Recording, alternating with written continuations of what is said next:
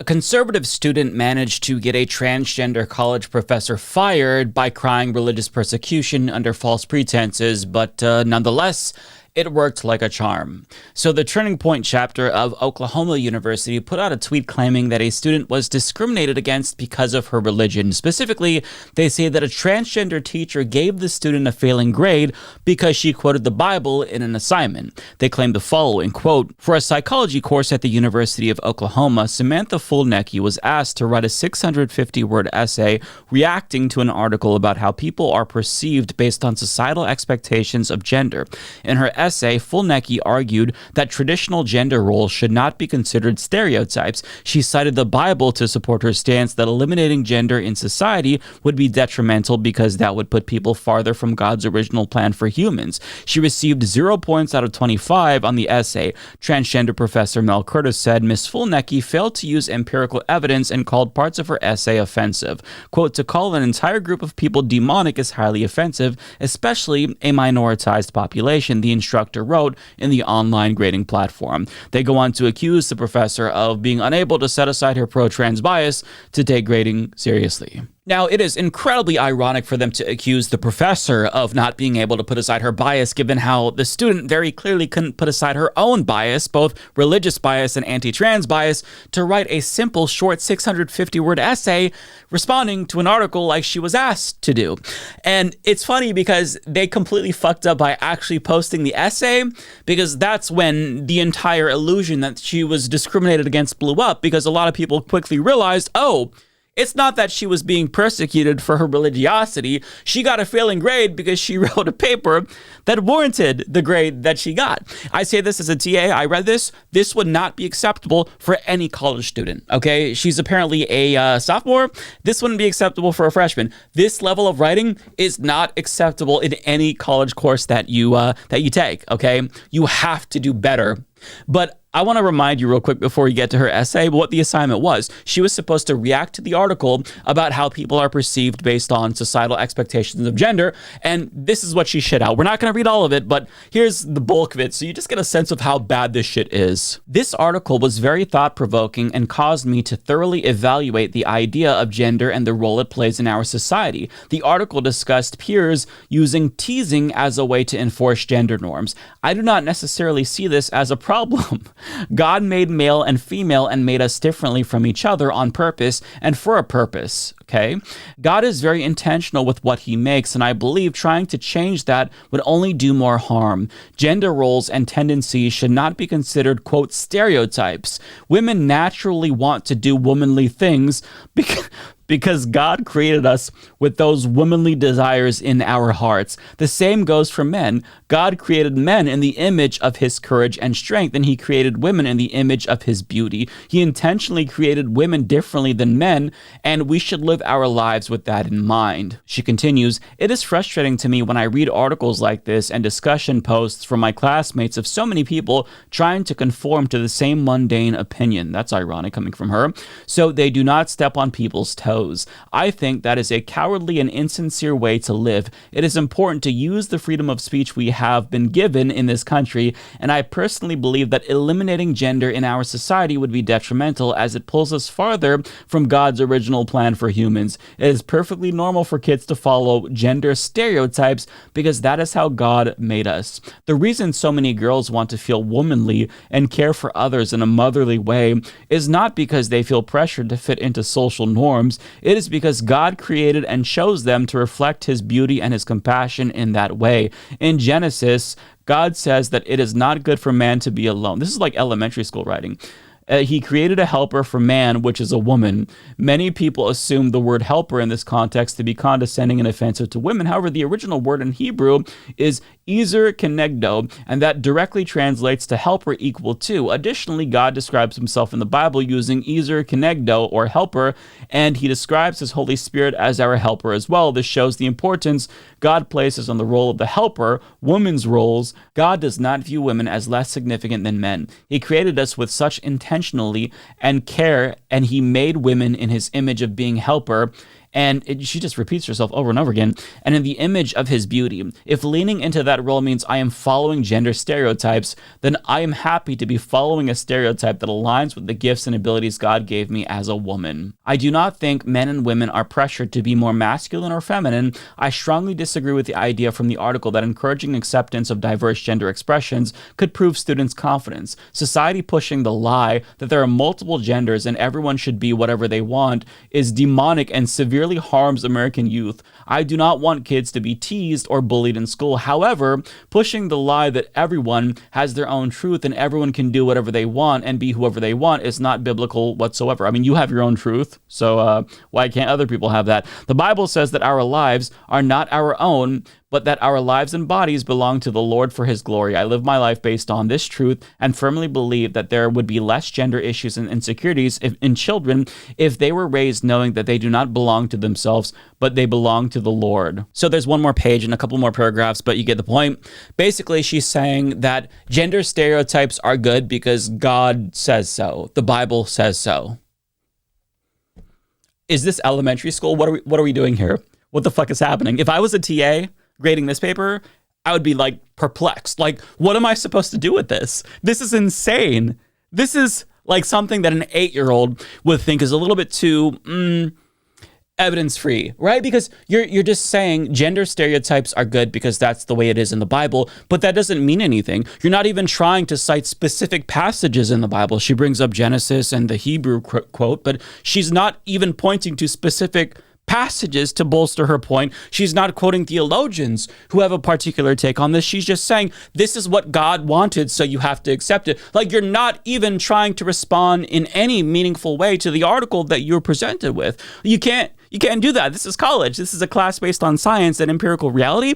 And you can't just say, well, this is the reason why it is because God said so. It doesn't fucking work that way. It's crazy to me. It's crazy to me. At the bare minimum, at the very bare minimum, if you want to shoehorn in religious dogma, you have to provide specific quotations and make it relevant to the prompt, right? Quotations from the Bible. Okay, passage X says this, and this relates to what the article said. I don't know what the article is, but like you can try to spruce it up, but this was lazy as fuck. You didn't do anything to make it good. So if I saw this, 0. This is not acceptable, okay? This wouldn't be acceptable for junior high school, and it's certainly not acceptable for a fucking sophomore in college. But here's what the professor said, because she explained in great detail why she graded this essay the way that she did. Please note that I'm not deducting points because you have certain beliefs, but instead I'm deducting points for you posting a reaction paper that does not answer the questions for this assignment. Obviously, it contradicts itself, heavily uses personal ideology over empirical evidence in a scientific class, and is at times offensive. While you are entitled to your own personal beliefs, there is an appropriate time or place to implement them in your reflections. I encourage all students to question or challenge the course material with other empirical findings or testable hypotheses, but using your own personal beliefs to argue against the findings of not only this article, but the findings of countless articles across psychology, biology, sociology is not a best practice. You argue that abiding by normative gender roles is beneficial. It is perfectly fine to believe this, but to then say that everyone should act the same while also saying that people aren't pressured into gender expectation is contradictory, especially since your arguments reflect a religious pressure to act in gender stereotypical ways. You can say that strict gender norms don't create gender stereotypes, but that isn't true by definition of what a stereotype is. Please note that acknowledging gender stereotypes does not immediately denote a negative connotation, a nuance this article discusses. Additionally, to call an entire group of people demonic is highly offensive, especially a minoritized population. You are entitled to your own beliefs, but this isn't a vague narrative of society pushes lies, but instead the result of countless years developing psychological and scientific evidence for these claims and directly interacting with the communities involved. Jumping ahead, she concludes, I implore you to apply some more perspective and empathy in your work. If you personally disagree with the findings, then by all means share your criticisms, but make sure you do so in a way that is appropriate and using the methodology of empirical psychology as aligned with the learning goals in this class. If you have any additional questions or concerns about this or would like some additional educational resources, I would be happy to discuss this further and provide you with them. Now, she had a second professor come in and echo what she said, saying, Samantha, I am the other instructor for this course, and I have also taken the time to read your paper. I concur with Mel on the grade you received. This paper should not be considered as a completion of the assignment. Everyone has different ways in which they see the world, but in an academic course such as this, you are being asked to support your ideas with empirical evidence and higher level reasoning. I find it concerning that you stated at the beginning of your paper that you do not think bullying, teasing is a bad thing. In addition, your paper directly and harshly criticizes your peers and their opinions, which are just as valuable as yours. Disagreeing with others is fine, but there is a respectful way to go about it. That goes for discussion posts as well as reaction papers. Please employ more thoughtfulness in your future assignments. So it's not like they were needlessly shitting on her. They offered her constructive feedback and said, this is why your paper is getting a 0. Here's what you can do to make it better. Here's how you would support the claims that you want to make. And myself, as well as other TAs online and even students, weighed in to say, yeah, I mean, the professor is absolutely correct here. For example, Jenna Taylor writes, I was a TA in women's studies. I taught 2 courses and had 65 students. My courses were writing intensive. I read her paper. I would have failed her too. This person chimed in with the perspective of a student saying, I received an A on this at Harvard during my first year, and I wrote about Christianity and cited the Bible in an expository writing class. You can quote the Bible, you just have to write a decent essay. And that's exactly the point. If she wanted to make a religious-based argument, she could have done so without sounding like a fucking moron. You could bring in religious scholars. You can, again, cite specific religious texts. But she did not do that. She's just like, God says this, like a fucking 5-year-old, and expected to pass, and then got outraged when she didn't pass. It's very bizarre. And honestly, I feel like the essay, not to be too conspiratorial, is like conspicuously bad, almost like she did this on purpose because she didn't like the trans professor that was teaching the course, and she wanted to create a situation where she would be here, exploiting the situation, gaining popularity because of the situation, because rather than, taking that feedback into consideration, offering to rewrite the essay, which is what I would do if I got a bad grade, she chose to tattle on her professor by going to Turning Point USA, which is a red flag because it tells us that you don't actually care about improving. You just kind of want to own this trans professor who you view as inferior based on your own arguments. So she took it to TPUSA, and as we all know, they turned it into a national story, and it resulted in the immediate termination of the professor. After the story blew up and went viral, the university issued this response saying that they've placed the professor on administrative leave effective immediately because religious persecution is definitely the thing that happened here, not anti-trans discrimination. And the governor of Oklahoma, Kevin Stitt, even weighed in shortly after to express his concern about the student being, quote, unfairly penalized for their beliefs. And as Derek Davidson put it on Twitter, does this policy apply across the board? Can I get an MD at Oklahoma by saying shit like livers are livers because God made them want to do liverly things? That would fucking rule. Exactly. You can't write an essay like that and expect to get a good grade. You shouldn't expect any points for it because you're not engaging in a meaningful way with the fucking prompt. And the thing is that Samantha wasn't the victim of religious discrimination. It was the professor that was the victim of discrimination, as evidenced by the fact that the mother of Samantha, Kristina Fulnecky, a self-described conservative podcaster and attorney for January 6th insurrectionists, retweeted a transphobe who responded to the story, calling for trans people to be automatically disqualified from holding any position as teacher or professor. So it's not okay to persecute Christian college students even if they write sloppy, shitty essays, but it's good to persecute trans professors even if they are perfectly qualified and reasonable. Got it. See, based on her mom's response, this is why I'm wondering if her daughter really is that stupid. I mean, I'm sure that she's not the brightest bulb, but maybe she purposefully wrote a bad essay so as to force her professor to give her a failing grade, so then she can use that as a launching point for some sort of right-wing grift akin to Riley Gaines, right? It wouldn't be the first time that a conservative seized on anti-trans hysteria for personal gain, so it's not unreasonable to question her motives and whether or not she wrote badly on purpose given the climate of the country right now. Like when I was grading in-person written exams, they would write it in a classroom. The worst that I ever got was one student just writing a single paragraph and not addressing the prompt at all, but just trying to put something down on the paper because they showed up late. You can tell that they weren't illiterate. Whereas with this girl, it seems like she genuinely has issues writing if she is actually being authentic in what she was writing. But, based on my experience as a TA, I find it very, very hard to believe that a student could be this bad at writing. And if they are this bad, you would expect them to try to seek out help, go to a tutor at the college, not just lash out. It feels very inauthentic. That's the vibes that I'm getting. There are red flags here. It's certainly possible that, she's just pissed off and she expected to get an A+ for that bullshit that she wrote. But if you have time at home to write out a response, reread it, and that's what you submit, I just don't know how you expect to get a passing grade, which is why I'm inclined to believe that she has ulterior motives.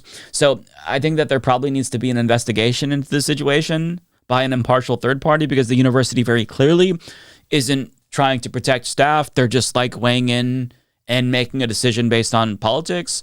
But I think that the professor here, she's the one that needs to go to an attorney, because she's the one who faced real persecution here. And this could be a wrongful termination lawsuit. But, I think she handled the situation perfectly, as any other person in her predicament would have handled it, regardless if they were cis or trans. Nonetheless, she was still penalized for it. Penalized for giving a bad grade for a terrible paper. It's just outrageous. It's not like she's saying you can't pass the class. She's saying, here's how you improve. And now she's fired for offering constructive feedback for a terrible paper. It's just infuriating. But this is what happens when you foster a climate of bigotry and you let anti-trans hysteria run wild. Now you have this student who just doesn't like a professor, so she's like, okay, fuck it, I'm going to take this to a right-wing organization, is going to capitalize on this, turn it into a story, and we're going to get this teacher out of there. It is so despicable, but not surprising in Trump's America. So fuck this family, fuck the girl. I don't know how she could possibly graduate college with writing skills like that. I don't know how she would get a job with writing skills like that. Maybe ChatGPT, I'm not really sure. But nonetheless, the paper was bad. She deserved a bad grade, and the teacher did not deserve to be fired for grading the paper appropriately. As bad as it was, she should have given her negative fucking points for it. But nonetheless, she's the one who's being punished now, because the real victim, as we all know, is white Christian. So, yeah, infuriating.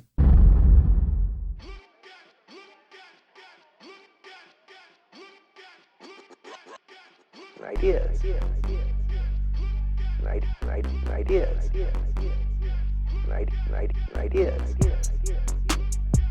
In recovery mode, my brain ideas. In recovery mode, my brain ideas.